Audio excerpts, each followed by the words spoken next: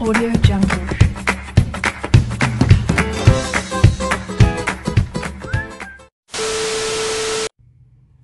Hi guys! It's me again, Nico. And again, welcome to my channel. And welcome to my kitchen.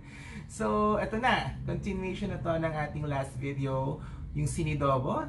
So, I'm gonna show you now the full recipe, the ingredients, the procedures, and all on how to cook this dish with a twist. So, let's start na.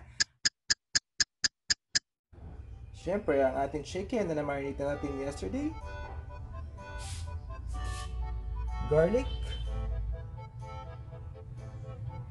dahon ng laurel at peppercorns or pamintang buo. You also need brown sugar, suka, sampalok mix, or pwede ka rin gumamit ng sampalok juice, yung fresh na sampalok juice. You also need water, and this one is optional, ang ating hard-boiled eggs. Ayan, so ang ating first step, ipa-pan fry muna natin yung ating marinate na chicken. So we will need oil. Oil just enough to cook the outer part of the chicken, or yung basta maging brownish lang yung skin or yung outer part ng chicken. So that's it. Okay, so once minute nating mantika, pwede na nating ilagay isa-isa yung chicken. Okay. So ito natin siya ilalagay.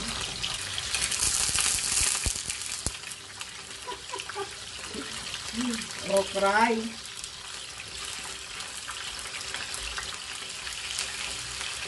Guys, huwag kayong matakot na mapilansikan ng mantika. Alam mo, minsan, para makatikim tayo ng masarap, kailangan natin masaktan. Sorry. Okay. At ang bango, grabe. Dito lang natin sa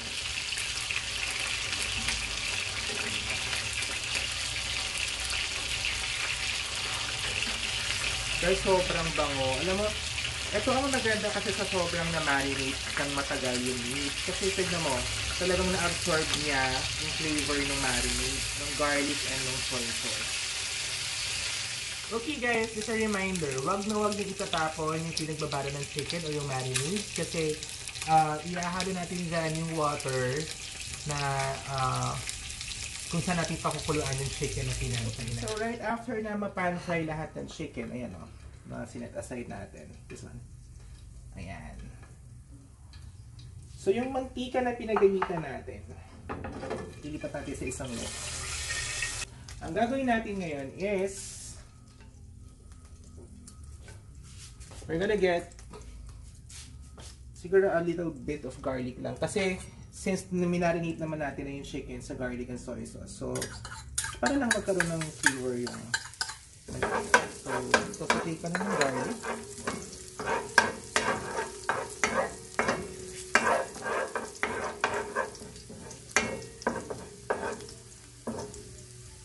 Saka natin ano na siya, aromatic na siya. Saka natin ilalagay again yung chicken.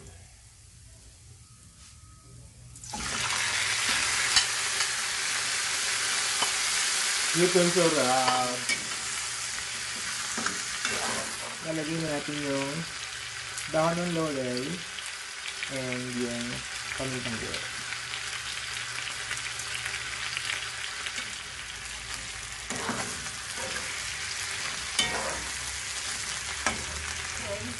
As I have said earlier, wag natin itatapon yung pinagbabaran. Yung pinagbabaran, saka yung paghahaluin yung water. The exact measurements, guys, it's towards the end of this video. So, haluin mo lang yung bahagya. Saka mo ngayon ilalagay sa ating chicken.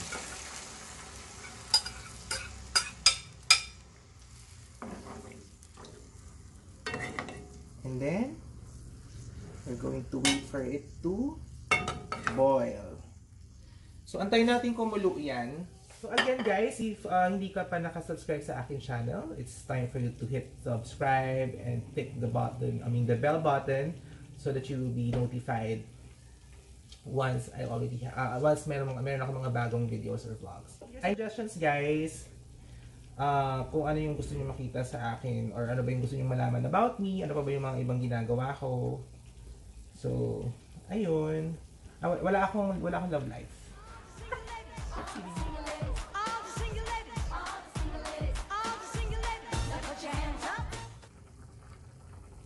Okay, so ayan, as we can see, kumukulo na siya. Saka natin ilalagay ngayon ang suka. So ang suka, dahan-dahan lang.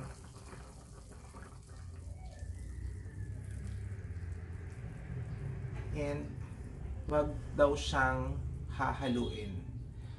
Ang narinig ko lang na reason is baka daw mahilaw yung suka or mag-iba yung lasa. That's what I heard. Hindi ko talaga alam yung reason.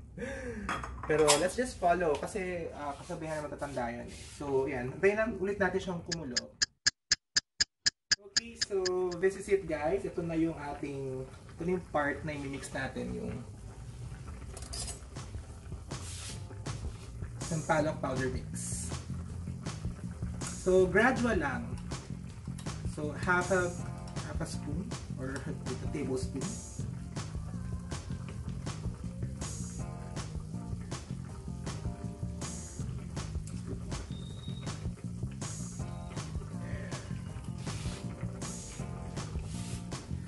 And this is the time that you can already mix. So para evenly distribute yung sampalok mix.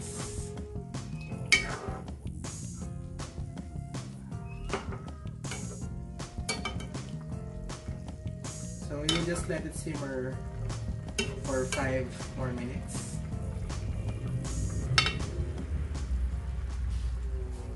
Hintay-hintay lang tayo. Ganun naman yun. Patience is a talent. Medyo slow cook lang talaga po lutuin ang adobo kasi kung mamadali natin siya, hindi natin ma-achieve yung lasa na gusto natin or yung flavor na gusto natin for this dish. Tinikman ko na siya actually. Yeah. So medyo strong yung ano niya. Yung pagka-asin. So what we're gonna do is gonna put a bit of sugar so that it will balance or neutralize the acidity of the vinegar or yung asin niya. Yes, eventually mag-reduce din yung juice niyan kasi mag-thicken. So once that happens, bago pa siya mangyari, ilagay niyo na yung boiled eggs if you're planning to put boiled eggs.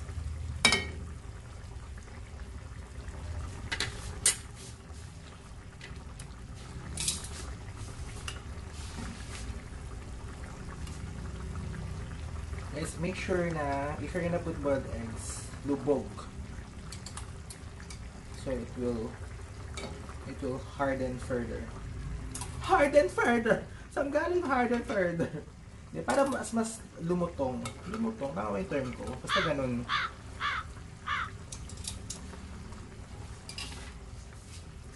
So siguro mga a few more minutes, ready na tong ating sinidobo. Grabe, amoy na amoy ko yung ano niya, yung flavor niya. Sobrang. Ito ang masarap sa adobo kasi amoy na amoy talaga yung flavor niya. Imagine mo tanghalian, tapos ito yung iluluto mo for your family. Amazing! Sobrang amazing! I think our sinidobo is ready. Sarap! So, just turn off the heat.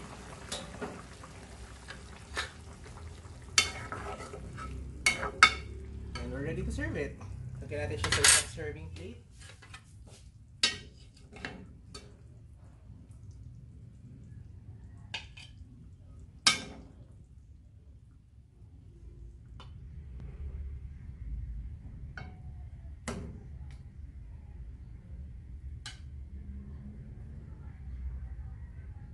So that's it, guys. Ready na rin serve ang ating sinidobo to the whole family. Okay guys, so I guess that's it. I hope you learned something today. A piece of advice, always put your heart in everything that you do.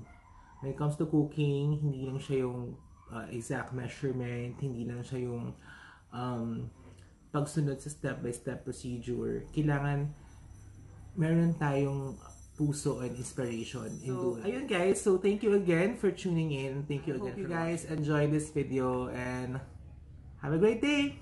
Bye bye.